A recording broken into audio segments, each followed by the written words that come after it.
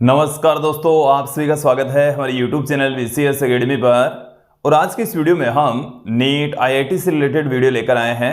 इस वीडियो में हम कक्षा 12 का गतिमान आवेश एवं चुंबकत्व से रिलेटेड कुछ महत्वपूर्ण 3-4 बिंदु यहाँ पर देखने वाले हैं। उनमें से हम सबसे पहले बात करेंगे कि एक समान चुंबकीय क्षेत्र में रखे धारावाही चालक पर लगने वाला चुंबकीय बल, उसके पश्चात दो समांतर धारावाही चालकों के मध्य कितना चुंबकीय बल काम करता है, दो आवेशित कण यदि गति कर रहे हैं तो उनके मध्य कितना चुंबकीय बल काम करेगा, साथ में इन पर आधारित विभिन्न स्थितियों और इन पर आधारित न्यूमेरिकल क्वेश्चंस यहां पर देखेंगे।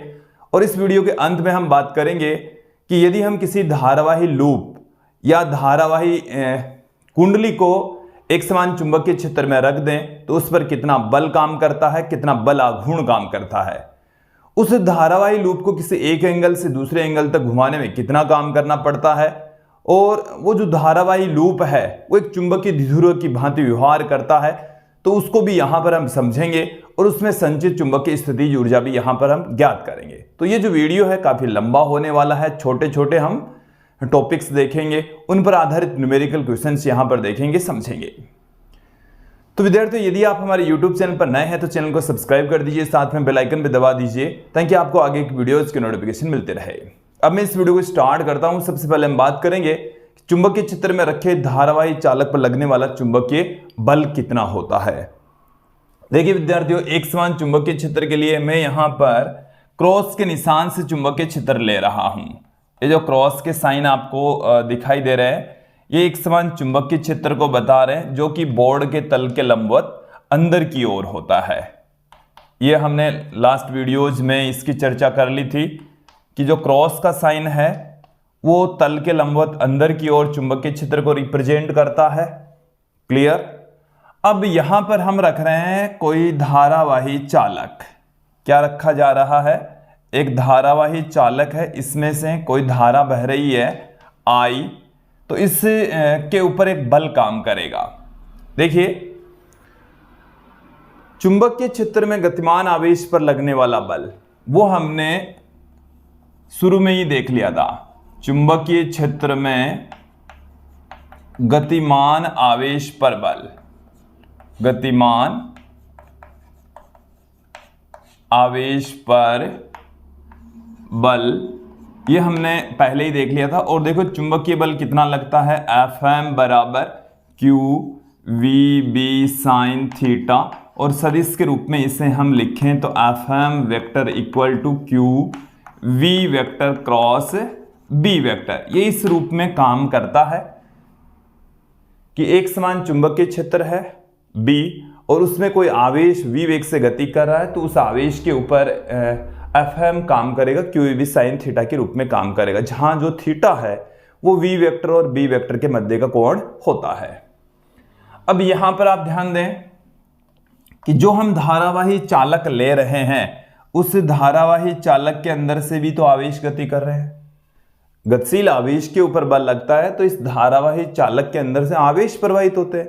धारावाही चालक का अर्थ यही हुआ, जब आवेश गति करेंगे, आवेश प्रवाहित होंगे तो उन आवेशों पर बल लगेगा। इसका मतलब इस पूरे चालक के ऊपर बल लगेगा। क्लियर। यदि मैं इस चालक के ऊपर एक छोटा सा अल्पांश ले लूं, छोटा सा मैं लंबाई का अल्पांश ले लेता हूं dl, तो इस dl लंबाई के अल्पांश पर लगने वाला बल, dl लंबाई के अल्पांश पर बल, लंबाई के अल्पांश पर चुंबकीय बल, चुंबकीय बल, तो कितना चुंबकीय बल काम करता है? देखिए, छोटा सा अल्पांश ले रहे हैं तो लगने वाला बल भी क्या होगा? छोटा सा ही होगा। ओके, dl होगा। और ये जो बल होता है वो होता है इसमें से बहने वाली धारा dl vector cross B vector, ये होगा। इसे हम ऐसे भी लिख सकते हैं, यदि I dl B sine theta, इस तरीके से भी हम इसको पुट कर सकते हैं। अब देखिए, संपूर्ण चालक पर कितना बल काम करेगा? संपूर्ण चालक पर, संपूर्ण चालक पर चुंबकीय बल कितना चुंबकीय बल काम करता है, चलिए देख लेते हैं। इंटीग्रेशन कर देंगे तो यहां से Fm equal to I L B sine theta के रूप में काम करता है। इसे आप सदिश के रूप में Fm vector equal to I L vector cross B vector के रूप में रख सकते हैं। ठीक है, ये जो थीटा है, जहां थीटा है एल वेक्टर व बी वेक्टर के मध्य का कोण है, मध्य का कोण है। ओके, तो ये जो थीटा है वो एल और बी के बीच का कोण है। यहां पर तो हमने बी को अंदर की ओर दिखा दिया है। और देखो यदि एल और बी के बीच का जो एंगल है थीटा है, उनका मान अलग अलग होगा, तो इस चुंबकीय बल की वैल्यू भी क्या होगी, अलग अलग होगी। तो यहां पर आप ध्यान दें, चलिए ध्यान देंगे, यदि थीटा बराबर हम कितना लेकर चलें, थीटा बराबर 0 डिग्री, तो Fm कितना आ जाएगा, थीटा बराबर 0 डिग्री पर साइन 0 का मान होता है 0, Fm 0 आ गया। यदि हम थीटा क्या लेकर चलें, 90 डिग्री, थीटा 90 डिग्री लेकर चलेंगे तो भी Fm कितना आ रहा है, देखो ध्यान देना, साइन 90 की वैल्यू होती है 1 आई एल बी। ये आगे सारे फॉर्मूले यूज में आएंगे। फिर आप ध्यान दें, यदि हम थीटा की वैल्यू कितनी लेकर चलें, 180 डिग्री, तो Fm का मान कितना आ जाएगा, फिर से 0 आ जाएगा। देखिए इसका मतलब समझें कि यहां पर L और B दोनों एक दूसरे के समांतर हैं। जिस दिशा में चुंबकीय क्षेत्र है उसी दिशा में चालक की लंबाई है, धारावाही चालक की लंबाई है, तब उनके बीच में चुंबकीय बल काम नहीं करता। और जब दोनों एक दूसरे के लंबवत होते हैं, L वेक्टर और B वेक्टर दोनों एक दूसरे के लंबवत होते हैं, तो जो बल होता है वो मैक्सिमम काम करता है। क्लियर, ये आपको समझ में आ जाना चाहिए, क्लियर हो जाना चाहिए। जैसे आप यहां पर ऐसे समझें कि ये हमारे पास में चुंबकीय क्षेत्र को मैंने समांतर रेखाओं के द्वारा दिखाया है इस तरीके से। यदि हम चालक को ऐसे ही रखें, चालक को भी ऐसे रखें, जिधर B है उधर ही L है, तो L और B के बीच का कोण 0, उस स्थिति में चुंबकीय बल 0। फिर आप ध्यान दें, एक स्थिति ऐसी भी तो हो सकती है कि चालक को आप क्या कर दें, इसके लंबवत रख दें। जैसे चुंबकीय क्षेत्र अंदर है और यहां पर कोई धारावाही चालक है ऐसे, तो इस L और इस B के बीच का जो एंगल है वो 90 डिग्री हो जाएगा और उस स्थिति के अंदर जो चुंबकीय बल है वो 0 होगा। तो ये चीजें समझने वाली हैं, क्लियर हो जाना चाहिए। अब देखिए ये जो चुंबकीय बल है वो एक सदिश राशि है, इसकी डायरेक्शन कैसे ज्ञात करेंगे इसको भी हम देख लेते हैं। जिस तरीके से हम चुंबकीय क्षेत्र में गतिमान आवेश पर लगने वाले चुंबकीय बल की दिशा ज्ञात की थी, ठीक उसी प्रकार से ही यहां पर भी हम एक समान चुंबकीय क्षेत्र में रखे धारावाही चालक पर लगने वाले बल की डायरेक्शन ज्ञात कर लेंगे। तो देखिए इसके लिए हम फ्लेमिंग के बाएं हाथ के नियम का प्रयोग करेंगे। फ्लेमिंग के बाएं हाथ के नियम से, बाएं हाथ के नियम से देखो, फ्लेमिंग का बाएं हाथ का नियम क्या कहता है कि बाएं हाथ के अंगूठे, तर्जनी तथा मध्यमा को इस प्रकार फैलाएं। ये अंगूठा, ये तर्जनी और ये मध्यमा, तीनों को इस प्रकार से फैलाएं कि तीनों एक दूसरे के लंबवत रहे। ये इनके बीच का कोण 90 डिग्री, इनके बीच का कोण 90 डिग्री, इनके बीच का कोण भी 90 डिग्री, तो तीनों एक दूसरे के लंबवत रहनी चाहिए, इस तरीके से रखना है। अब फिर ध्यान दें, तर्जनी चुंबकीय क्षेत्र की दिशा में, मध्यमा धारा की दिशा में, तो अंगूठा उस धारावाही चालक पर लगने वाले बल की दिशा को इंगित करेगा, बताएगा। चलिए ध्यान देंगे, मैं डायग्राम आपके सामने रख देता हूं।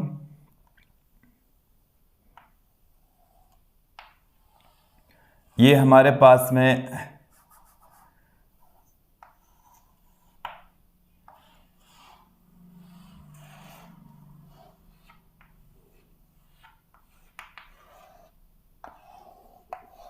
ऐसे है, बायां हाथ है, ये अंगूठा है,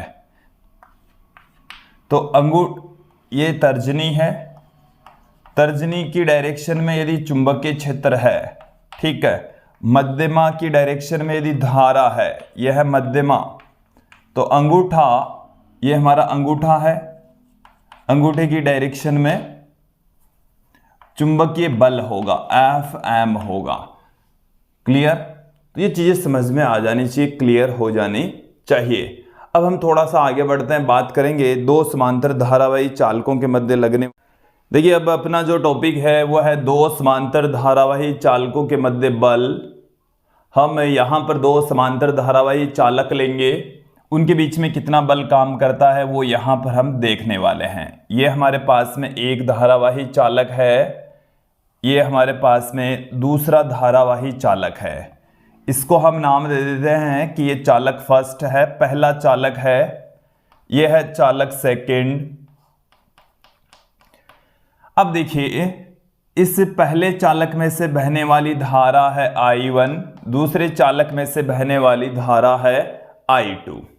यहां पर आप ध्यान दें, हम देखो बल कैसे काम करेगा कि यदि कोई धारावाही चालक चुंबकीय क्षेत्र में मौजूद होता है तो उस पर बल लगता है। लास्ट टॉपिक हमने यही देखा, अभी इसी वीडियो में शुरू में हमने यही देखा। तो इस चालक में से जब धारा प्रवाहित होती है तो यहां पर चुंबकीय क्षेत्र उत्पन्न हो जाएगा और उस चुंबकीय क्षेत्र में ये चालक में से धारा बह रही है तो इस पर बल काम करेगा। अब देखो इसमें से धारा जा रही है ऊपर, हम फ्लेमिंग के दाहिने हाथ के अंगूठे के नियम की सहायता से इस चालक के ऊपर लगने जो चुंबकीय क्षेत्र उसकी डायरेक्शन ज्ञात कर लेते हैं। तो यहां से अंगूठा ऊपर, अंगुलियां बाहर, तो यहां पर मैग्नेटिक फील्ड है वो बाहर है, बाहर की ओर है, तो उसको हम डॉट से दिखा देते हैं ऐसे। तो मैग्नेटिक फील्ड बाहर की ओर है, ये जो डॉट के निशान है वो बाहर की ओर चुंबकीय क्षेत्र को बताते हैं इस तरीके से। अब आप ध्यान दें, इसमें से इस तार में से भी धारा ऊपर की ओर जा रही है, तो इधर इस तार के ऊपर हम चुंबकीय क्षेत्र की डायरेक्शन ज्ञात करें तो वो अंदर की ओर होगी। अंगुलियां किधर है? अंदर की ओर। अंदर की ओर जो चुंबकीय क्षेत्र है उसको हम क्रॉस के निशान से रिप्रेजेंट करेंगे। किससे रिप्रेजेंट करने वाले हैं? क्रॉस के निशान से रिप्रेजेंट करेंगे। तो यहां पर तो चुंबकीय क्षेत्र है अंदर की ओर, यहां पर चुंबकीय क्षेत्र है बाहर की ओर। क्लियर? अब आप यहां पर ध्यान दें कि इन चालकों के ऊपर बल लगेंगे और देखिए इसके चुंबकीय क्षेत्र के कारण से इस पर बल लगेगा और इस चालक फर्स्ट के चुंबकीय क्षेत्र के कारण से चालक सेकंड के ऊपर बल काम करेगा। इसका मतलब यह हो गया कि ये जो चालक है वो एक दूसरे पर बल आरोपित कर रहे हैं। तो पहले चालक के द्वारा दूसरे पर बल लगाया जा रहा है, दूसरे चालक के द्वारा पहले चालक पर बल लगाया जा रहा है। अब उनकी डायरेक्शन क्या होगी, उनका मान क्या होगा वो हम देख लेते हैं। सबसे पहले तो मैं आपको बता देता हूं इनका मान क्या होगा। देखिए डायरेक्ट मैं आपको मान बता रहा हूं, इनके बीच की जो डिस्टेंस है वो हम लेकर चल रहे हैं d। दोनों के बीच की दूरी कितनी लेकर चल रहे हैं? d। और दोनों तारों की जो लंबाई है वो हम लेकर चल रहे हैं l। तो देखिए आप ध्यान दें, क्लियर करें कि दोनों चालकों के मध्य, दोनों चालकों के मध्य, चालकों के मध्य चुंबकीय बल, चुंबकीय बल, देखो इसको क्लियर करें। जो चुंबकीय बल है वो काम करता है μ0 I1 I2 L बट्टे में 2 पाई d के रूप में ये बल काम करता है। तो प्रति एकांक लंबाई पर कितना बल काम करेगा? प्रति एकांक लंबाई पर, प्रति एकांक लंबाई पर कार्यरत बल। तो देखो प्रति एकांक लंबाई पर कार्यरत बल ज्ञात करने के लिए आप इसमें लंबाई का भाग लगा देंगे तो हमें मिल जाएगा μ0 I1 I2 बट्टे में 2 पाई d, ये रह जाएगा। क्लियर? तो प्रति एकांक लंबाई पर लगने वाला जो चुंबकीय बल है उसका फॉर्मूला ये रह जाएगा। क्लियर हो जाना चाहिए, समझ आ जाना चाहिए। अब देखो हम बात करेंगे यहां पर ये जो बल काम कर रहा है इसकी डायरेक्शन, कि पहले चालक पर भी लग रहा है दूसरे चालक पर भी लग रहा है। तो उन बलों की जो डायरेक्शन है, चुंबकीय बल की दिशा, बल की दिशा यहां पर अब हम ज्ञात करने वाले हैं।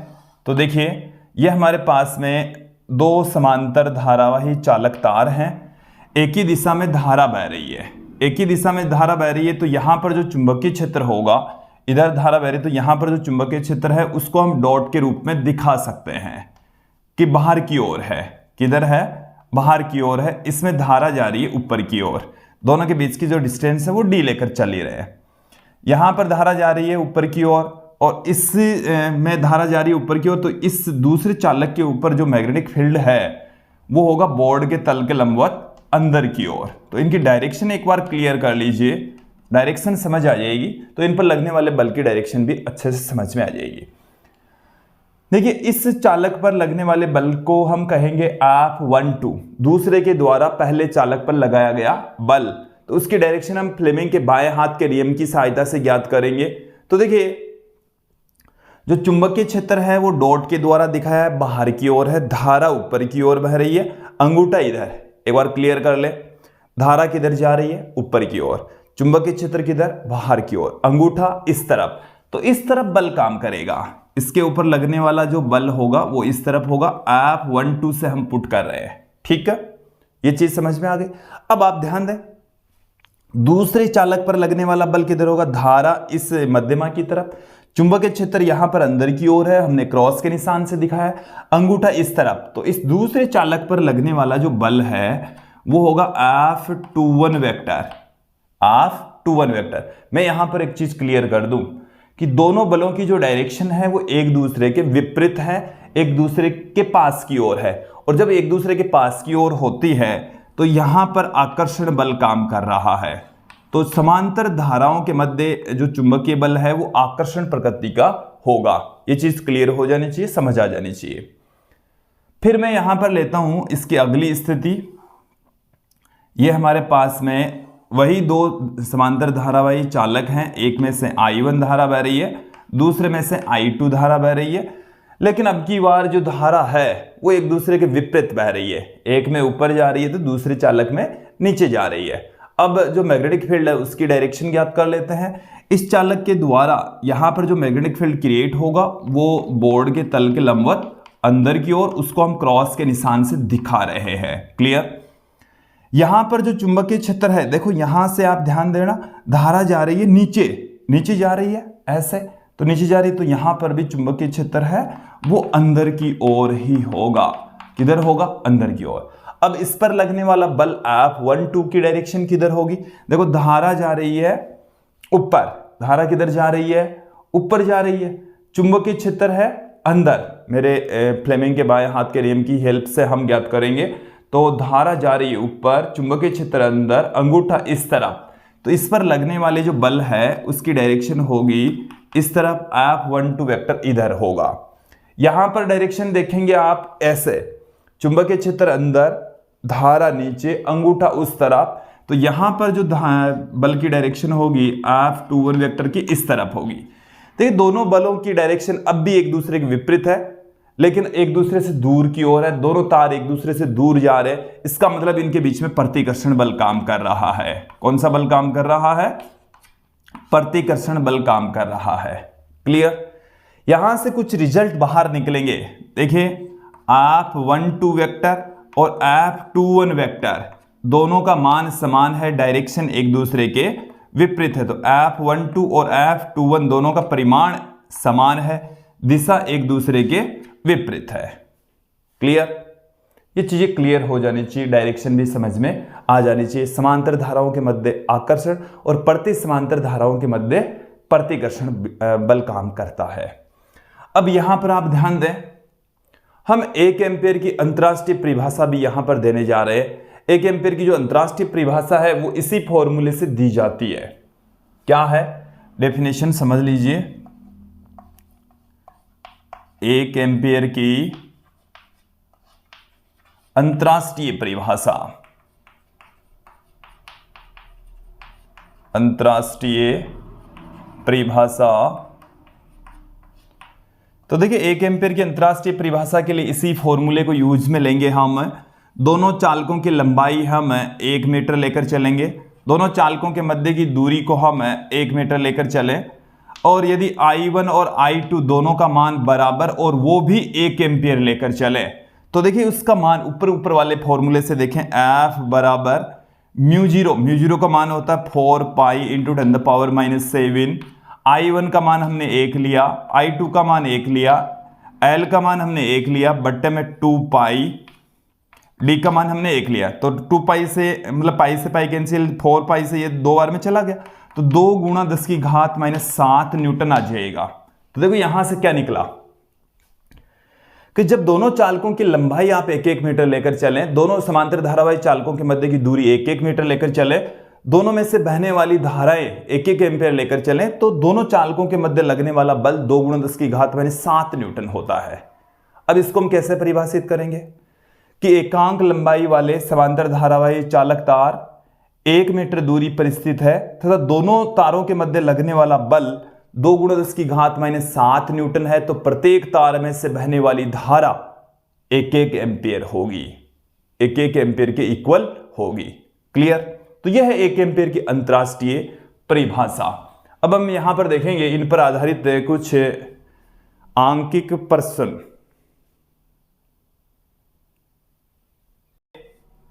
इन क्वेश्चंस को हम एक बार देख लेते हैं, सोल्व कर लेते हैं कि दो समांतर तारों में 10 एम्पीयर की धारा प्रवाहित होती है, तो प्रत्येक तार पर चुंबकीय बल 2 गुणा 10⁻⁻³ न्यूटन प्रति मीटर है। प्रति एकांक लंबाई पर लगने वाला बल दे रखा है। धारा को दुगुनी तथा उनके मध्य की दूरी आधी कर दी जाए तो प्रत्येक तार की प्रति एकांक लंबाई पर कितना बल काम करेगा। देखिए धारा को हम दुगुनी कर रहे हैं और उनके बीच की जो डिस्टेंस है उसको आधी कर रहे हैं, तो नया बल कितना हो जाएगा। हमें क्या दे रखा है पहले वो क्लियर कर लीजिए। हमें दे रखा है F बट्टे में L बराबर 2 गुणा 10⁻⁻³ न्यूटन प्रति मीटर। हम दो धारावाही चालकों के मध्य लगने वाला बल कितना जानते हैं, μ0 I1 I2 अपॉन 2 पाई d, और इसकी जो वैल्यू है वो 2 गुणा 10⁻⁻³ न्यूटन प्रति मीटर हमें दे रखी है। अब देखिए हम क्या कर रहे हैं, प्रत्येक तार में से बहने वाली धारा को डबल कर रहे हैं, उनके बीच की जो डिस्टेंस है उसको आधी कर रहे हैं, तो हमें क्या मिल जाएगा, नया प्रति एकांक लंबाई पर लगने वाला जो बल है उसको मैं डैश लगाकर पुट कर रहा हूं। तो यहां पर आप देखें जो धारा है वो 2I1, ये वाली धारा है वो भी डबल हो रही है, दोनों के बीच की जो डिस्टेंस है वो आधी हो रही है, दोनों के बीच की जो डिस्टेंस है वो क्या हो रही है, आधी हो रही है।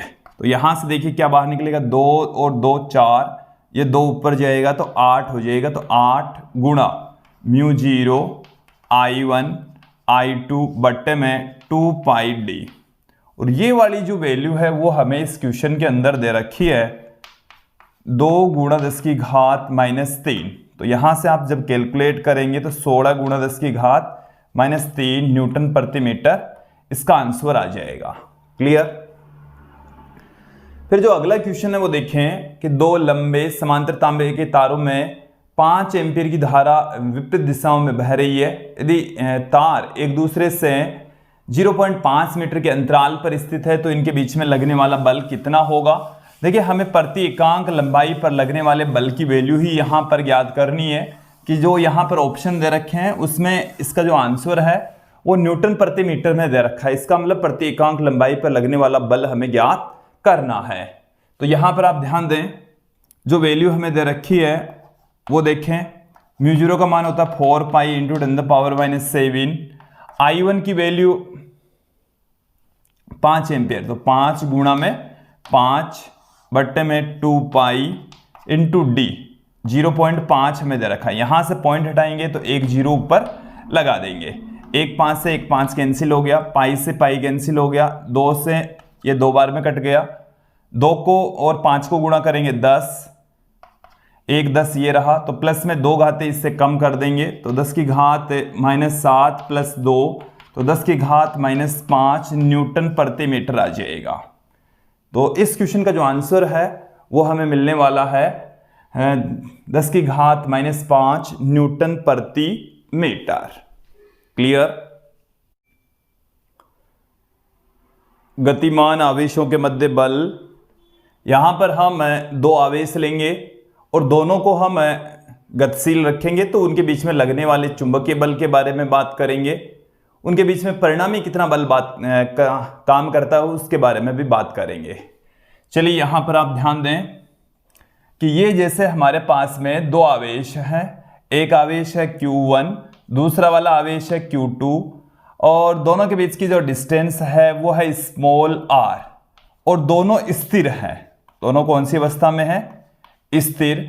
तब इनके बीच में प्रतिकर्षण बल काम करेगा, Fe बल काम करेगा इधर भी, Fe बल काम करेगा इधर भी, और उस Fe को हम कूलाम के नियम से जानते हैं 1/4 pi epsilon not Q1 Q2 upon r²। ये आ गई equation number 1, 1/4 pi epsilon not Q1 Q2 by r²। अब यहां पर हम दोनों आवेशों को गतिमान कर देंगे। दोनों आवेश जब गतिशील है तब कितना बल काम करता है। तो देखिए यहां पर आप ध्यान दें कि ये हमारे पास में आवेश है Q1, ये हमारे पास में आवेश है Q2, ये Q1 है, ये Q2 है। दोनों के बीच की जो डिस्टेंस है वो स्मॉल r है। दोनों के बीच की जो डिस्टेंस है वो कितनी है? Small r। और ये यहां पर v1 वेग से गतिशील है, ये यहां पर हमारे पास में v2 वेग से गतिशील है। तो देखिए इनके बीच में एक आकर्षण बल यहां पर काम करेगा, और उसको हम Fm से लिख रहे हैं, Fm से लिखा जा रहा है। तो इस स्थिति के अंदर इनके बीच में जो चुंबकीय बल है वो आकर्षण प्रकृति का होगा, जबकि वैद्युत बल है वो अब भी यदि काम कर रहा, वो अब भी काम करेगा, Fe इधर होगा। और ये वाली जो स्थिति है जब दोनों ही आवेश गतिमान है, दोनों ही आवेश गतिशील हैं, उस स्थिति में है। और जब दोनों आवेश गतिमान है तो लगने वाला चुंबकीय बल, गतिमान आवेशों पर चुंबकीय बल, आवेशों पर चुंबकीय बल, तो उसे हम Fm से लिख रहे हैं μ0/4 पाई Q1 V1 इंटू में Q2 V2 बट्टे में r²। ये आ गई इक्वेशन नंबर 2, समीकरण 2 आ गई हमारे पास में। अब देखिए यहां से यदि मैं इस समीकरण 2 को 1 से डिवाइड कर दूं तो चुंबकीय बल तो गतिशील आवेशों पर चुंबकीय बल तो यही काम करेगा, इसे आपको ध्यान में रखना है। अब यदि हम समीकरण 2 भाग 1 से 2 के अंदर हम किसका भाग लगा दें? 1 का भाग लगा दें, तो इनका परिमाण यदि हम निकालें Fm और Fe का, तो वो देखिए हमें क्या मिलने वाला है? Fm जो कि μ0/4 पाई Q1 Q2 V1 V2 बट्टे में r²। Fe की जो वैल्यू है वो है 1/4 pi epsilon not Q1 Q2 बट्टे में r²। ये हमें मिलने वाली है।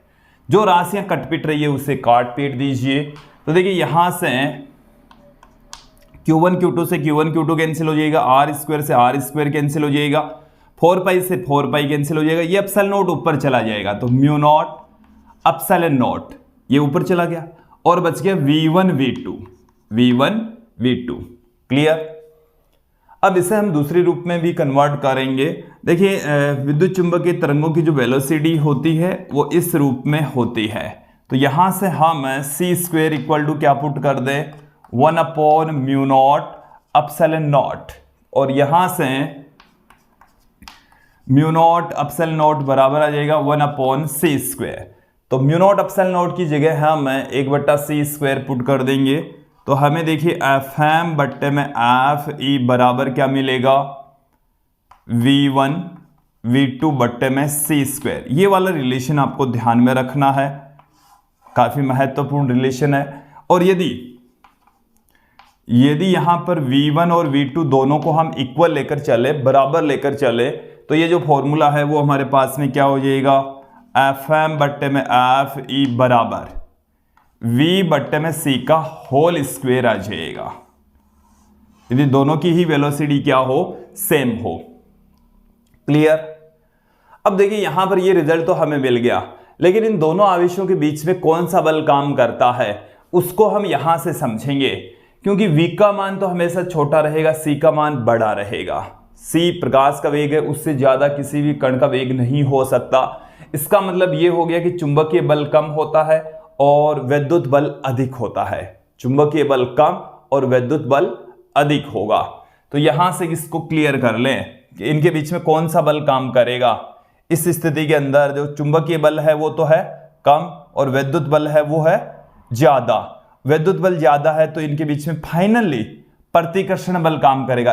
ये दोनों एक दूसरे के समांतर बह रहे हैं, फिर भी इनके बीच में जो परिणामी जो बल है F नेट जो है वो इस तरीके से F E minus F M के रूप में लगेगा, जो कि प्रतिकर्षण बल है, जो कि कैसा है, प्रतिकर्षण के रूप में काम करता है। तो ये चीज क्लियर हो जानी चाहिए। ठीक है, अब हम थोड़ा सा आगे बढ़ते हैं। इसी दो समांतर धारावाही चालकों के मध्य लगने वाले बल पर आधारित ही कुछ स्थितियां यहां पर हम लेंगे। देखिए पहले कुछ स्थितियां हम यहां पर देख लेते हैं, उसके बाद में इस क्वेश्चन को भी सॉल्व करेंगे। देखिए पहली जो स्थिति है उसमें हम लेंगे एक समान चुंबकीय क्षेत्र में एक लूप रखेंगे, धारावाही लूप। तो देखिए वो जो लूप है उस पर चुंबकीय बल काम करेगा। तत्पश्चात वो जो लूप है वो एक वर्ताकार रूप धारण कर लेगा। चलिए समझें इसे। ये हमारे पास में जैसे एक समान चुंबकीय क्षेत्र है जिसको हमने क्रॉस के निशान से दिखाया है। क्रॉस के निशान से हमने इसको रिप्रेजेंट किया है, जो कि चुंबकीय क्षेत्र बता रहा है कि बोर्ड के तल के लंबवत अंदर की ओर है। ठीक है, इस लूप में से कोई धारा बह रही है, कोई धारा का प्रवाह हो रहा है, और जब धारा बहती है तो देखिए इसके प्रत्येक भाग के ऊपर बल काम करेंगे। इसके प्रत्येक भाग के ऊपर क्या काम करने वाले हैं, बल काम करेगा। आप यहां पर ध्यान दें, ये वाला हिस्सा और ये वाला हिस्सा एक समांतर धारावाही चालकों की तरह बिहेव कर रहा है। तो यहां पर दोनों के बीच में एक दूसरे की विपरीत दिशा में धारा बह रही है, दोनों के मध्य प्रतिकर्षण बल काम करेगा, और प्रतिकर्षण बल काम करने की वजह से ये इससे दूर जाएगा, ये इससे दूर जाएगा। ठीक उसी प्रकार से इन दोनों के बीच में भी प्रतिकर्षण बल से ये दोनों एक दूसरे के दूर जाएंगे, यहां से ये दोनों भी जाएंगे, ये दोनों भी जाएंगे। इस कारण से ये जो तार है वो फैलकर वर्ताकार रूप धारण कर लेगा। जैसे आपके पास में चुंबकीय क्षेत्र तो यह है, लेकिन ये जो तार है वो चुंबकीय प्रतिकर्षण बल के कारण से ऐसे प्रतिकर्षण बल काम करेगा, इसके ऊपर एक तनाव काम करेगा, तत्पश्चात ये वर्ताकार रूप धारण कर लेगा। ठीक है, इसमें से धारा बह रही है और उस धारा के कारण से दो समांतर धारावाही चालकों के मध्य प्रति समांतर जब धाराएं बहती है तो उनके बीच में प्रतिकर्षण बल काम करता है, तत्पश्चात ये वर्ताकार रूप धारण कर लेगा। एक स्थिति में आपके सामने रख रहा हूं कि देखिए जो स्थिति है वो आपके सामने ही रख देता हूं मैं। एक स्प्रिंग हमारे पास में है, ऐसे हमारे पास में एक स्प्रिंग है इस तरीके से, ऐसे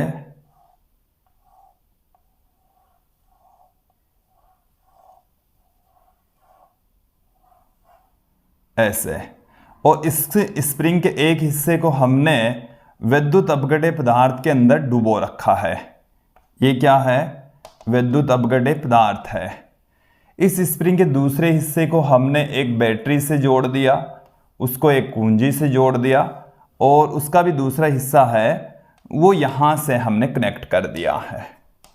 ये हमारे पास में एक सर्किट है। इसको क्लियर कर लें कि देखिए यहां से धारा बहेगी इस तरीके से, फिर इस तार में से ऐसे होकर इस तरीके से धाराओं का प्रवाह होगा। यहां से होती हुई धारा इधर जा रही है, एक क्लोज लूप बना लेती है, एक सर्किट का निर्माण कर लेती है। अब आप यहां पर ध्यान दें कि यहां से धारा इस तरीके से बहेगी, ऐसे धारा का प्रवाह होगा, और ऐसे जब धारा का प्रवाह होगा तो देखो एक तार ऐसे है, फिर दूसरा वाला तार ऐसे है, फिर तीसरा तार ऐसे है, चौथा तार ऐसे है, ये घूम कर आ रहे हैं ऐसे, और इनमें से धाराएं एक ही दिशा में बह रही है। और जब समांतर धाराएं बहती है, समांतर धाराओं का प्रवाह होता है, तो उनके बीच में आकर्षण बल काम करता है। ये हमने देखा इसी वीडियो में कि समांतर धाराओं के मध्य क्या लगता है, आकर्षण बल। तो ये जो स्प्रिंग है, इन तारों के बीच में आकर्षण बल काम करेगा, ये ऊपर जाएगा, ये संकुचित हो जाएगी, इनके अंदर क्या होगा, संकुचन होगा, तो ये ऊपर की ओर सिकुड़ जाएगी। सिकुड़ेगी तो ये वाला जो तार है इसमें डूबा हुआ है वो इससे बाहर निकल जाएगा। बाहर निकलेगा तो यहां से धारा का प्रवाह होना बंद हो जाएगा। धारा का प्रवाह होना क्या हो जाएगा, बंद हो जाएगा। जब धारा का प्रवाह बंद हो जाएगा तो इनके बीच में जो संकुचन हुआ चुंबकीय बल के कारण से, वो संकुचन भी खत्म हो जाएगा। संकुचन खत्म होगा तो ये वापस से फैलेगी, इसमें विरलन होगा। तो जब ये वापस फैलेगी तो ये इसमें डूबेगी, और डूबेगी तो फिर से धारा का प्रवाह हो जाएगा, फिर से इसमें धारा का बहना स्टार्ट हो जाएगा।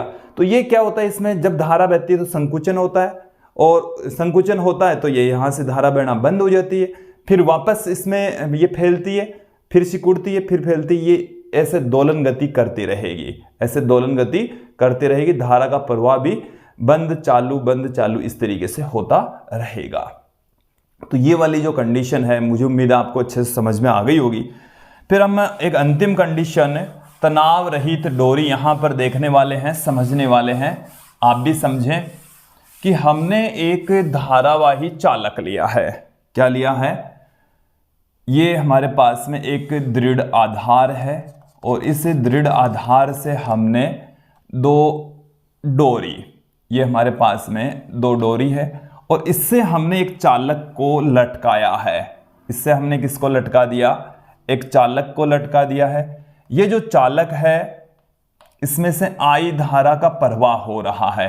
कितनी धारा बह रही है, आई धारा इसमें से बह रही है। ठीक है,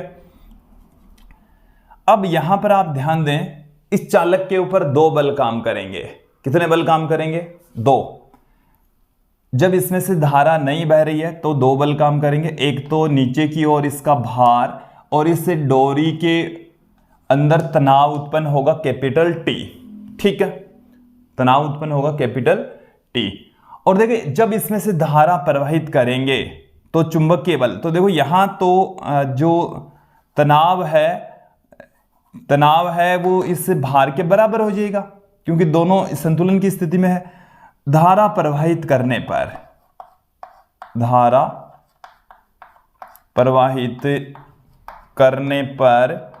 प्रवाहित करने पर इस पर एक चुंबकीय बल काम करेगा, ILB। जैसे उस चुंबकीय क्षेत्र को हम क्रॉस के निशान से दिखा दें, देखो क्रॉस के निशान से दिखा रहे हैं, धारा इधर बह रही है तो इसके ऊपर चुंबकीय बल काम करेगा। देखो फ्लेमिंग के बाएं हाथ के नियम से धारा बह रही है मेरी मध्यमा की तरफ, चुंबकीय क्षेत्र है अंदर, अंगूठा ऊपर, तो इसके ऊपर जो बल काम करेगा FM, वो ऊपर की ओर काम करेगा। इसको यदि हम इस प्रकार के चुंबकीय क्षेत्र में रख दे तो, ठीक है, ये तो किधर लग रहा है, नीचे, mg तो लग रहा है नीचे, और ये लग रहा है ऊपर। और तनाव शून्य होने की स्थिति में, तनाव शून्य कब होगा, डोरी के अंदर तनाव ना हो, शून्य होने की स्थिति में ऊपर की ओर लगने वाला बल और नीचे की ओर लगने वाला बल दोनों क्या हो जाएंगे, बराबर हो जाएंगे। तो यहां से mg बराबर आ जाएगा ILB। क्लियर, तो तनाव शून्य होने की स्थिति में mg और ILB दोनों क्या होंगे, बराबर होंगे। तो मुझे उम्मीद है ये वाली जो कंडीशन है वो भी आपको अच्छे से समझ में आ गई होगी। अब हम यहां पर एक क्वेश्चन है, इस क्वेश्चन को सोल्व कर लेते हैं। देखिए क्वेश्चन क्या है, समझें इसे। एक आयताकार कुंडली में से आई धारा प्रवाहित हो रही, ये हमारे पास में एक आयताकार कुंडली है, इसमें से स्मॉल आई धारा का प्रवाह हो रहा है। इस कुंडली को तार के समीप इस प्रकार रखा जाता है कि इसकी एक भुजा तार के समांतर रहे। इस कुंडली को हमने एक तार लिया है, उसके पास में इस तरीके से रख रहे हैं कि उसकी एक भुजा इस तार की क्या रहे, समांतर रहे। यदि तार में से स्थायी धारा कैपिटल आई प्रवाहित हो रही है तब कुंडली, देखो इस तार में से कैपिटल आई धारा बह रही है तो ये जो कुंडली है वो घूम जाएगी, इस तार से दूर चली जाएगी, इसके पास की ओर आ जाएगी या स्थिर रहेगी, क्या होगा, उन सिचुएशन के बारे में हमें बताना है। तो देखिए यहां पर आप ध्यान दें, ये हमारे पास में है तार, ये हमारे पास में क्या है, तार है, जिसमें से कैपिटल आई धारा का प्रवाह हो रहा है। ये हमारे पास में है कुंडली, इस कुंडली को हम नाम दे देते हैं P Q R S, हमने इसको नाम दे दिया। इसमें से धारा बह रही है I, यहां से होती हुई ये धारा इस तरीके से प्रवाहित हो रही है। अब देखिए, इस धारा प्रवाह के कारण से यहां पर चुंबकीय क्षेत्र उत्पन्न होगा और उस चुंबकीय क्षेत्र के कारण से इनकी भुजाओं पर बल लगेगा, लेकिन इस भुजा के ऊपर और इस भुजा के ऊपर कोई बल काम नहीं करता। तो यहां से आप ध्यान दें कि इस भुजा के ऊपर कितना बल काम करेगा, इस भुजा के ऊपर कितना बल काम करेगा, क्योंकि यहां पर ये समांतर तारों के तरह बिहेव कर रही है और ये दोनों भी समांतर तारों की तरह बिहेव कर रही है। ओके, तो यहां वाली जो डिस्टेंस है वो मैं कंसिडर कर लेता हूं R1 इस भुजा की, और इस वाली भुजा की डिस्टेंस में कंसीडर कर लेता हूं R2। तो PQ पर कितना बल काम कर रहा है, PQ पर बल, उस बल को मैं लिख दूं F1 से। अब देखिए दोनों समांतर तार हैं तो इनके बीच में आकर्षण बल लगेगा। कितना बल होगा, μ0 I इंटू स्मॉल i बट्टे में 2 पाई R1, और ये है आकर्षण। कौन सी प्रकृति का लग रहा है, आकर्षण प्रकृति का लग रहा है। फिर हमारे पास में है RS पर बल, इस वाली भुजा के ऊपर बल। तो यहां पर इसमें धारा जा रही है ऊपर, इसमें धारा आ रही है नीचे, तो एक दूसरे की विपरीत दिशा में धारा बह रही है। और इस स्थिति में इस पर लगने वाला जो बल होगा वो किधर होगा, क्या होगा, देखो 2 पाई R2। और अब की बार इनके बीच में जो बल काम करेगा वो प्रतिकर्षण के रूप में काम करेगा, क्योंकि इनमें जो धाराएं बह रही है वो एक दूसरे की विपरीत दिशाओं में बह रही है। तो फाइनली कुल बल कितना लगेगा ये देख लीजिए। कुल बल नेट जो फोर्स है वो देखिए, यहां से R1 का मान छोटा तो बल बड़ा, ये बड़ा होगा और ये छोटा होगा। तो फाइनली जो बल काम करेगा वो आकर्षण बल काम करेगा। कौन सा बल होगा, आकर्षण। और आकर्षण बल काम करेगा तो ये जो कुंडली है इस तार के नजदीक आ जाएगी। ऑप्शन सी यहां पर सही हो जाएगा। क्लियर, थोड़ा और आगे बढ़ते हैं, देखेंगे अब। देखिए अब हम बात करेंगे धारावाही लूप का चुंबकीय द्विध्रुव की भांति व्यवहार के। एक धारावाही लूप होता है वो एक चुंबकीय द्विध्रुव की भांति व्यवहार करता है। हम ये तो जानते हैं कि जब किसी चालक से धारा का प्रवाह किया जाता है तो उसके चारों ओर चुंबकीय क्षेत्र उत्पन्न हो जाता है, लेकिन जब कोई धारावाही लूप की यदि हम बात करें तो वह किसी चुंबकीय द्विध्रुव की भांति व्यवहार करता है। चुंबकीय द्विध्रुव का मतलब हो गया जिसमें उत्तरी ध्रुव तथा दक्षिणी ध्रुव दोनों मौजूद हो, एक सिरे से चुंबकीय क्षेत्र रेखाएं बाहर निकलती हो, दूसरे सिरे में चुंबकीय क्षेत्र रेखाएं प्रवेश करती हो। तो विद्यार्थियों, जो धारावाही लूप होता है, चाहे वो वर्ताकार लूप हो चाहे आयताकार लूप हो, वो एक चुंबकीय द्विध्रुव की भांति व्यवहार करता है। कैसे काम करेगा, चुंबकीय द्विध्रुव आघूर्ण उसका क्या होगा वो यहां पर हम देख लेते हैं कि ये हमारे पास में एक वर्ताकार लूप है और इस वर्ताकार लूप में से I धारा का प्रवाह हो रहा है। यहां से बहने वाली जो धारा है वो I है। कितनी धारा बह रही है, I। तो इसका चुंबकीय द्विध्रुव आघूर्ण लूप का चुंबकीय द्विध्रुव आघूर्ण, चुंबकीय द्विध्रुव आघूर्ण। कई बुक्स में इसको कैपिटल एम से तो कई बुक्स में इसको स्मॉल एम से, चुंबकीय द्विध्रुव आघूर्ण को कई जगह पर कैपिटल एम से तो कई जगह पर स्मॉल एम से रिप्रेजेंट करते हैं। जो एनसीईआरटी की पाठ्यपुस्तक है उसमें इसको स्मॉल एम से लिखा गया है, तो हम भी इसको स्मॉल एम से लिख देते हैं। देखो क्या होता है, NIA। एन यहां पर कुंडली में फेरों की संख्या। एन क्या चीज है, जो भी आपके पास में लूप है उसमें फेरों की संख्या। क्लियर। ये जो I आप देख रहे हैं ये लूप से प्रवाहित धारा, लूप से प्रवाहित धारा को रिप्रेजेंट कर रहा है, और A है लूप का क्षेत्रफल। A क्या चीज है, लूप का क्षेत्रफल। क्लियर। तो चुंबकीय द्विध्रुव आघूर्ण NIA के बराबर लिखा जाता है। ये एक चुंबकीय द्विध्रुव की भांति व्यवहार करता है। तो कैसे काम करेगा ये? तो देखो यहां से जो धाराएं बहती है, यहां से जो धाराओं का प्रवाह होता है, जैसे धारा ऐसे जा रही है तो देखिए यहां से इसके चारों ओर चुंबकीय क्षेत्र रेखाएं क्रिएट हो जाएगी और परिणामी जो चुंबकीय क्षेत्र रेखाएं हैं वो एक फलक से बाहर निकलेगी। तो उसके एक फलक से बाहर निकल रही है तो दूसरे फलक के अंदर प्रवेश कर रही है, एक फलक के अंदर जाएगी तो दूसरे फलक से बाहर निकलेगी। क्लियर? तो यहां पर देखो चुंबकीय क्षेत्र जो क्रिएट हो रहा है उसकी डायरेक्शन आप कैसे ज्ञात करेंगे? उसके लिए आपको दाहिने हाथ के अंगूठे के नियम का ही प्रयोग करना है। अब की बार सुनना आप ध्यानपूर्वक, अब की बार जो धारा प्रवाह हो रहा है पथ में से, लूप में से, कुंडली में से, उसकी तरफ आप अंगुलियां रखेंगे। जैसे धारा ऐसे आ रही है तो अंगूठा इधर, तो यहां पर जो चुंबकीय क्षेत्र रेखाएं हैं वो यहां से ऐसे बाहर निकलेगी, ठीक है, और यहां से ये अंदर की ओर प्रवेश करेगी, ठीक है, और इसके किनारों पर यहां पर ये इस प्रकार के लूप के रूप में रहती है, यहां से बाहर निकल रही है, यहां से बाहर निकलेगी, इधर से प्रवेश कर जाएगी, ऐसे ऐसे। क्लियर हो जाना चाहिए, समझ आ जाना चाहिए। तो इसका जो एक फलक है, इसका जो एक फलक होता है वो उत्तरी ध्रुव की भांति को, जो चुंबक है, जैसे कोई चुंबक है और उसमें एक फलक उत्तरी ध्रुव की भांति व्यवहार करता है, दूसरा सिरा दक्षिणी ध्रुव की भांति व्यवहार करता है। तो यहां से चुंबकीय क्षेत्र रेखाएं जैसे बाहर निकल रही है और यहां से प्रवेश कर रही है। हालांकि जैसे मैंने चुंबक दिखाया है वैसे तो इसमें भौतिक रूप से तो कोई उत्तरी ध्रुव तथा दक्षिणी ध्रुव नहीं होता, बट ये इस तरीके से बिहेव करता है जैसे इसका एक फलक उत्तरी ध्रुव हो, दूसरा ध्रुव दक्षिणी ध्रुव हो, इस तरीके से ये व्यवहार करता है। तो ये चुंबकीय द्विध्रुव की भांति व्यवहार करता है, और चुंबकीय द्विध्रुव की भांति व्यवहार करता है तो इसका चुंबकीय द्विध्रुव आघूर्ण भी होता है, चुंबकीय द्विध्रुव आघूर्ण भी होगा। अब देखो यहां पर हम बात करते हैं भाई, चुंबकीय द्विध्रुव आघूर्ण एक सदिश राशि है। कैसे राशि है? सदिश राशि है, और सदिश राशि तो इसकी दिशा किधर होगी?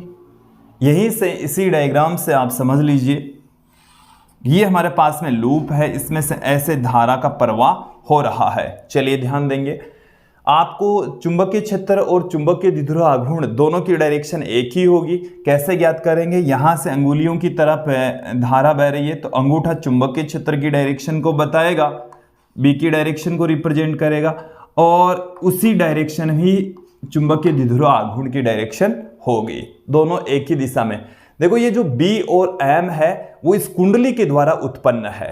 कुंडली का चुंबकीय द्विध्रुव आघूर्ण स्मॉल m और B कुंडली द्वारा उत्पन्न चुंबकीय क्षेत्र दोनों एक ही दिशा में होते हैं। क्लियर? देखो ये जो लूप है, मैंने अभी सभी जो डायग्राम आपके सामने रखे हैं इसमें वर्ताकार लूप लिया है। यहां पर आयताकार लूप भी हो सकता है, इसके स्थान पर क्या हो सकता है? आयताकार लूप या वर्गाकार लूप भी हो सकता है। इसमें से बहने वाली जो धारा है वो इस तरीके से बह रही है, तो इसमें जो B और M है वो इस डायरेक्शन में होंगे, B या स्मॉल m इस डायरेक्शन में होंगे। क्लियर? इसकी डायरेक्शन भी आप दाहिने हाथ के अंगूठे के नियम की सहायता से ज्ञात कर सकते हैं। तो एक जो धारावाही लूप होता है, धारावाही कुंडली होती है, वो चुंबकीय द्विध्रुव की भांति व्यवहार करती है। परिनालिका है वो भी चुंबकीय द्विध्रुव की भांति व्यवहार करती है। क्लियर? अब हम थोड़ा सा आगे बढ़ते हैं कि यदि हम इसी धारावाही लूप को किसी चुंबकीय क्षेत्र में रख दें, इस धारावाही लूप को किस में रख दें? चुंबकीय क्षेत्र में रख दें, तो इसके ऊपर कितना बल काम करेगा, इसके ऊपर कितना बल आघूर्ण काम करेगा, और इसको किसी एक स्थिति से दूसरी स्थिति तक घुमाने में कितना कार्य करना पड़ेगा, साथ में इसके अंदर कितनी ऊर्जा का संचय होगा, ये सब कुछ यहां पर हम देखने वाले हैं, समझने वाले हैं। चलिए,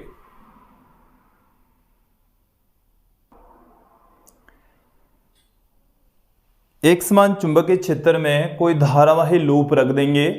यहां पर हमने एक समान चुंबकीय क्षेत्र लिया है B, और इसके अंदर हमने एक आयताकार कुंडली रखी है। आप आयताकार कुंडली के स्थान पर वर्ताकार कुंडली भी रख सकते हैं, कोई फर्क नहीं पड़ेगा उससे। तो ये हमने PQRS एक आयताकार कुंडली रखी है। तो देखिए इस कुंडली पर लगने वाला बल कितना होगा, हमने अभी क्लियर किया है कि एक धारावाही चालक के ऊपर बल लगता है। जब किसी धारावाही चालक को चुंबकीय क्षेत्र में रख दें तो उसके ऊपर एक बल काम करेगा ILB sin थीटा के रूप में। तो यहां पर देखिए इसकी ऊपरी भुजा के ऊपर जैसे ऊपर की ओर बल लग रहा है, निचली वाली भुजा के ऊपर नीचे की ओर बल लग रहा है। तो दोनों बलों का परिमाण समान, डायरेक्शन एक दूसरे के विपरीत और दोनों की क्रिया रेखा एक ही होने की वजह से इनका कुल जो बल है वो 0 हो जाएगा।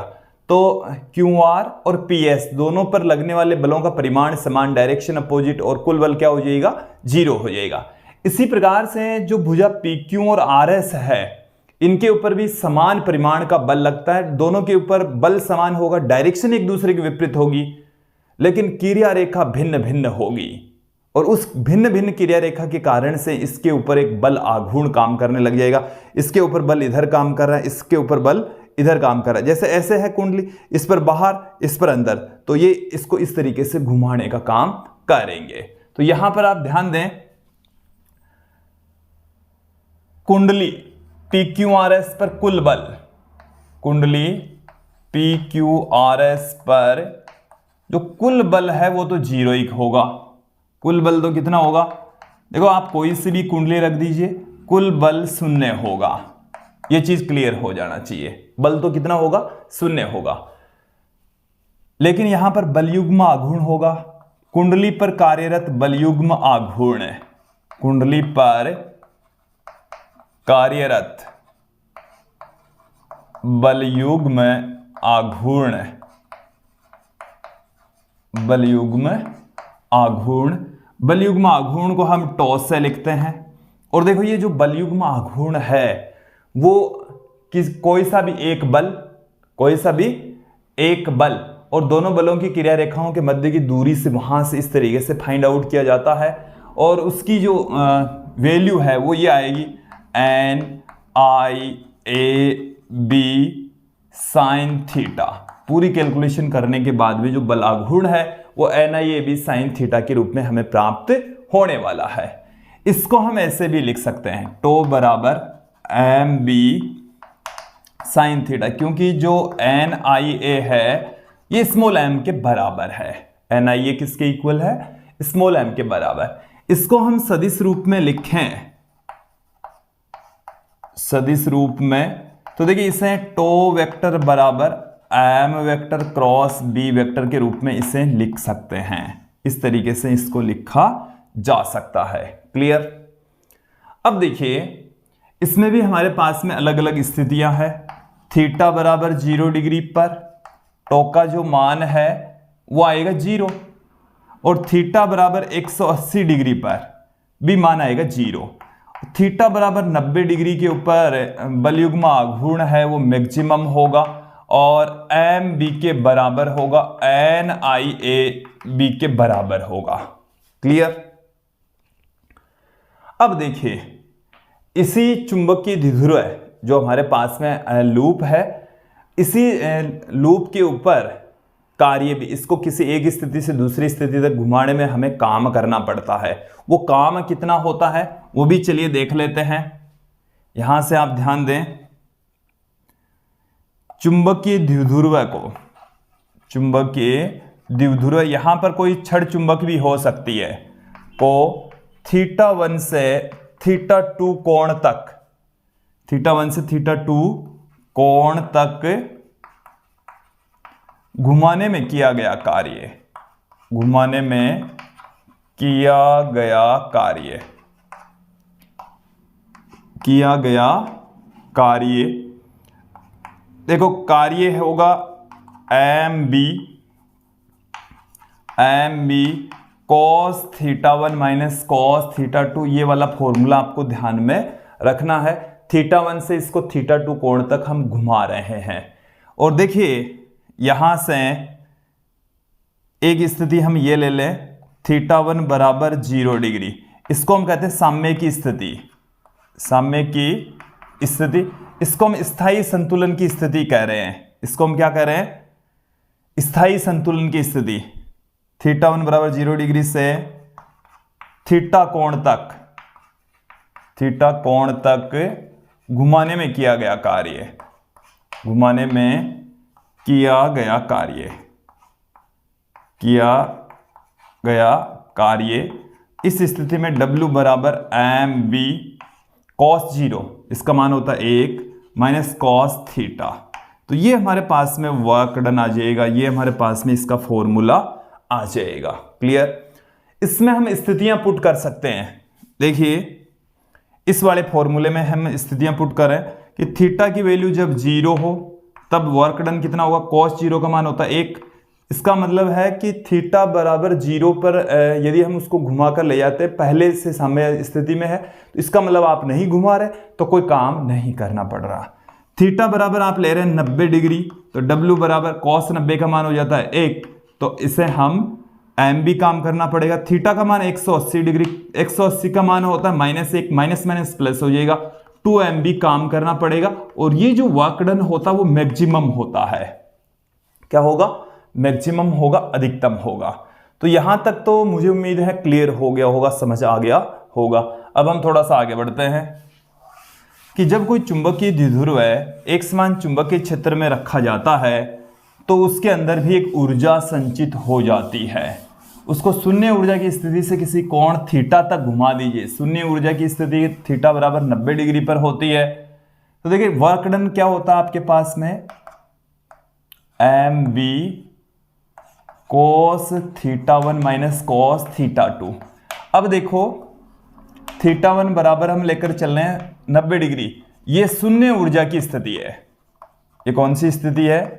शून्य ऊर्जा की स्थिति। आप किसी चुंबकीय द्विध्रुव को देखो, हमने स्थितिज ऊर्जा की डेफिनेशन के लिए हमने आवेशों को अनंत से लेकर आए। अनंत से क्यों लेकर आते हैं? क्योंकि अनंत पर ऊर्जा का मान शून्य होता है। अनंत पर ऊर्जा की वैल्यू कितनी होती है? शून्य होती है।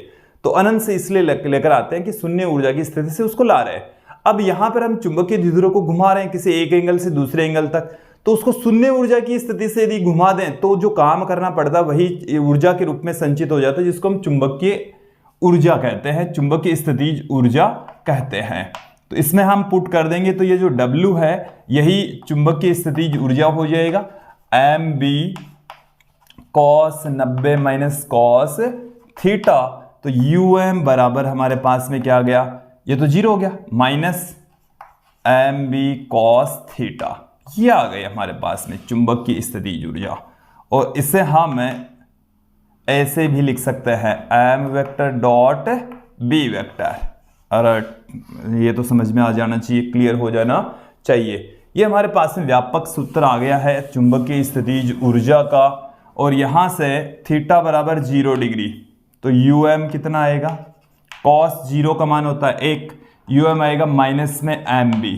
थीटा बराबर 90 डिग्री, तो UM आएगा हमारे पास में 0, क्योंकि यहां से cos 90 की वैल्यू होती 0। थीटा बराबर आप क्या पुट कर दे 180, तो UM बराबर आ गया माइनस एम बी। कॉस 180 का मान होता -1, तो UM का मान हो गया हमारे पास में एम बी प्लस में। ओके, तो ये अलग अलग स्थितियों के अंदर हमने स्थितिज ऊर्जा पुट की है। अब इन पर आधारित कुछ क्वेश्चंस यहां पर हम देख लेते हैं। एक बार इन सबको हम मिटा देते हैं, फिर हम 2 क्वेश्चन देखेंगे। देखिए पहला क्वेश्चन है कि किसी चुंबकीय क्षेत्र में समांतर लटकी हुई चुंबकीय सुई को 60 डिग्री घुमाने के लिए √3 जूल कार्य की आवश्यकता होती है। तो इस सुई को उसी स्थिति में बनाए रखने के लिए आवश्यक बल आघूर्ण क्या होगा। देखिए ये पहले समांतर था चुंबकीय क्षेत्र के, फिर इसको हम घुमा रहे हैं 60 डिग्री के कोण तक। कहां से कहां तक घुमाया जा रहा है? 0 डिग्री से 60 डिग्री तक इसको घुमाया जा रहा है। ठीक है, तो उसी स्थिति में देखिए एक चीज समझेंगे कि ये जैसे चुंबकीय क्षेत्र इधर है, चुंबकीय सुई ऐसे है। अब इसको हम 60 डिग्री तक घुमा लेंगे, तो घुमाने में हमें काम करना पड़ेगा। फॉर्मूला अपने पास में W बराबर M B cos theta 1 minus cos theta 2 है। ठीक है, अब ये इस स्थिति में आ गई है कुंडली, तो इसके ऊपर इधर एक बल लगेगा, इधर एक बल काम करेगा, इसको वापस उसी पोजीशन में लाने का प्रयास करेगा। इसके ऊपर एक बल आघूर्ण काम करेगा। अब हमारे को उसी यहां से यहां तक घुमाया, इसी पोजीशन में रखने के लिए इस पर कार्यरत बल आघूर्ण की विपरीत दिशा में, इस पर बल आघूर्ण इधर ऊपर की ओर काम कर रहा है, हमें एक बाह्य बल आघूर्ण और लगाना पड़ेगा उसी दिशा, उसकी विपरीत दिशा में उतने ही परिमाण का, तो वो इसको उसी स्थिति में रखेगा। तो इसका मतलब ये हुआ कि इस पर कार्यरत बल आघूर्ण जो होगा उतना ही बाह्य बल आघूर्ण हमें लगाना पड़ेगा ताकि वो उसी स्थिति के अंदर मौजूद रहे। तो इस पर कार्यरत बल आघूर्ण हमें ज्ञात करना है। तो बराबर होता है M B sine theta. Theta की वैल्यू 60 डिग्री दे रखी है, एम बी का मान हमें नहीं पता। एम बी का मान ज्ञात करने के लिए देखिए W बराबर हम क्या जानते हैं, M B cos theta 1 minus cos theta 2, ये जानते हैं।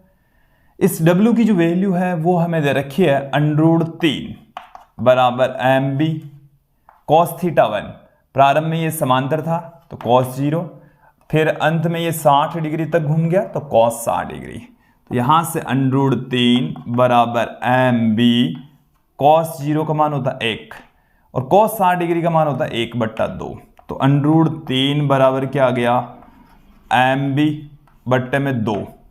एम बी बराबर क्या आ गया हमारे पास में 2√3। अब देखो टो बराबर क्या होता है, M B sine theta. M B का मान है 2√3 साइन 60 डिग्री। साइन 60 डिग्री का मान होता है √3/2। √3/2 से 2 कैंसिल, √3 इंटू √3 आ गया 3 न्यूटन इंटू मीटर। अगला जो क्वेश्चन है वो क्या है, वो देखिए कि एक 20 लपेटों का मतलब हो गया कि फेरों की संख्या कितनी है 20। 10 सेंटीमीटर त्रिज्या वाली, यहां पर 10 सेंटीमीटर त्रिज्या वाली है तो मीटर में कन्वर्ट करेंगे तो 0.1 मीटर हो गया। वर्ती कुंडली को 0.10 टेस्ला, इसका मतलब ये चुंबकीय क्षेत्र है। 0.10 टेस्ला का चुंबकीय क्षेत्र में इस प्रकार रखा गया है कि चुंबकीय क्षेत्र कुंडली के अभिलंबवत रहे। चुंबकीय क्षेत्र क्या रहे, कुंडली के तल के अभिलंबवत। कुंडली के तल के अभिलंबवत चुंबकीय क्षेत्र है और उसका एम स्मॉल एम की डायरेक्शन भी उधर ही होती है। तो दोनों के बीच का कोण कितना हो गया, 0 हो गया। यदि कुंडली में प्रवाहित धारा 5 एम्पीयर, आई का मान कितना है 5 एम्पीयर, तब कुंडली पर कार्यरत बल आघूर्ण कितना है, टो की वैल्यू हमें ज्ञात करनी है। तो देखो टो बराबर होता है NIAB साइन थीटा। यहां हमें ए की वैल्यू ज्ञात करनी है। यहां हमें किसकी वैल्यू ज्ञात करनी है, ए। यहां पर वर्ताकार कुंडली है तो πr² करके हम ए निकाल लेंगे। बट विद्यार्थी यहां पर थीटा का मान 0 दे रखा है तो साइन 0 का मान क्या हो जाता है, 0 हो जाता है। साइन 0 का मान क्या हो जाता है, तो ये सब कुछ करने की जरूरत नहीं है। टो बराबर सीधा कितना आ जाएगा हमारे पास में, 0 आ जाएगा। यदि यहां पर थीटा की वैल्यू 30 डिग्री 50 डिग्री जो भी है कुछ भी दिया होता तब इसका हम कैलकुलेशन करते, इसकी वैल्यू फाइंड आउट करते। और यहां पर जो ए है वो कैसे निकालते, ए उस स्थिति के अंदर πr² करके निकालते, ठीक है। फिर वो यहां पर NIAB और थीटा इन सब की वैल्यू निकालकर टो का मान फाइंड आउट करते। अब जैसे मान लीजिए कि यहां पर बल आघूर्ण तो 0 है, लेकिन क्या यहां पर बल भी 0 है। आपको इसमें ऐसा क्वेश्चन पूछ लेते बल कितना होता, तो हमेशा बल तो 0 ही रहेगा, चाहे वो किसी भी एंगल पर रखी क्यों ना हो, क्योंकि यहां पर बल काम करेंगे वो एक दूसरे की विपरीत दिशा में काम करेंगे। कुल बल कितना होगा, तो एक समान चुंबकीय क्षेत्र में रखे किसी धारावाही लूप पर लगने वाला कुल बल तो कितना होता है, 0 ही होता है। क्लियर। तो विद्यार्थियों ये थे कुछ क्वेश्चंस और ये था आज का हमारा वीडियो जिसमें आपने बहुत सारे छोटे छोटे टॉपिक्स देखे समझे। और विद्यार्थियों हम आपको बता दें कि ये जो मैंने वीडियो बनाया है इसके हैंड रिटन नोट्स आपको हमारी एप्लीकेशन पर प्राप्त हो जाएगा। एप्लीकेशन पर की जो लिंक है वो मैंने इस वीडियो के डिस्क्रिप्शन में दे रखी है, वहाँ से जाकर आप हमारी एप्लीकेशन डाउनलोड कीजिए। वहाँ से इस टॉपिक के आप नोट्स, हैंड रिटन नोट्स आप देख सकते हैं, समझ सकते हैं। तो आज के इस वीडियो में इतना ही। जल्दी ही अगली वीडियो में मिलेंगे जिसमें हम गैल्वेनोमीटर धारामापी से रिलेटेड वीडियो लेकर आएंगे, उसमें हम संपूर्ण जानकारी लेकर आएंगे। आज के इस वीडियो में इतना ही। धन्यवाद दोस्तों।